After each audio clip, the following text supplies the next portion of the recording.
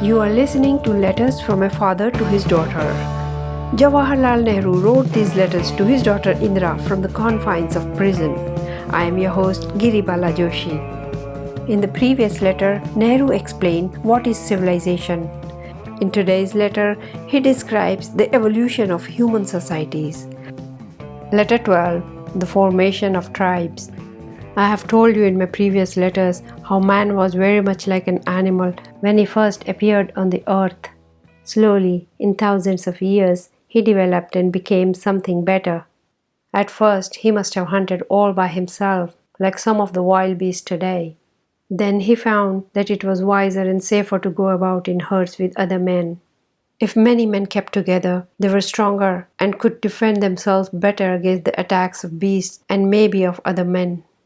Even the animals go about in herds in this way for their own safety. Sheep and goats and deer and even elephants move about in herds. When the herds sleep, some of them remain awake and watch over them. You must have read stories of packs of wolves also. In Russia, in winter, these wolves go about in packs, and when they are hungry, as they often are in winter, they attack men. One wolf would seldom attack a man, but a crowd of them feels strong enough to attack a party of men. And the men have to fly for their lives. And often there is a race between the wolves and the men on sledges on the ice. So also the first advance in civilization that early men made was to combine together in packs, or as these are called, tribes. They began to work together. There was what is called cooperation.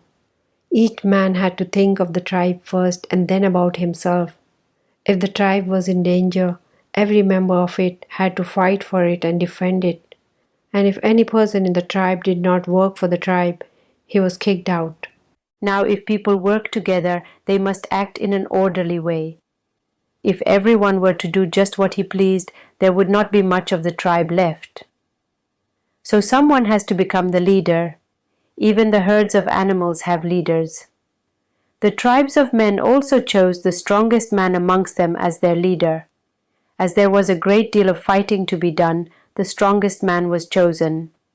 If the members of the tribe fought amongst themselves, the tribe would soon break up. So the leader saw to it that fighting within the tribe was not allowed. Of course, one tribe could and did fight another. This was an improvement on the old method of each person fighting everybody else for himself. The first tribes must really have been large families. All the members of them were related to each other. But the families grew and grew till the tribe became quite big. It must have been a hard life to live for man in the early days, especially before tribes were formed. He had no house, no clothes except perhaps some skins, and he must have been continually fighting. To get his daily food he had to hunt and kill animals or gather nuts and fruits. He must have felt that he had enemies everywhere. Even nature must have seemed to him an enemy, sending hail and snow and earthquakes. Poor little slave he was, creeping about the earth, afraid of everything because he could understand nothing. If the hail came, he thought that some god in the clouds was trying to hit him. And he became frightened and wanted to do something to please this person in the clouds who sent the hail and the rain and the snow. How could he please him? He was not very clever or brainy. He must have thought that the god in the clouds was like himself and liked food. So he would take some meat or kill an animal, sacrifice it as they say, and leave it somewhere for the god to eat. He imagined that he could stop the rain or the hail like this. This seems very silly to us as we know why rain comes or hail or snow.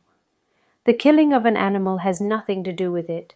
But silly as it is, there are many people even now today who are ignorant enough to do such things. End of letter 12. In the next letter, Nehru writes about the beginning of religion and the division of labor. On this channel, you will find several interesting videos related to Nehru. I am Giribala Joshi. Please like my videos and subscribe to the channel.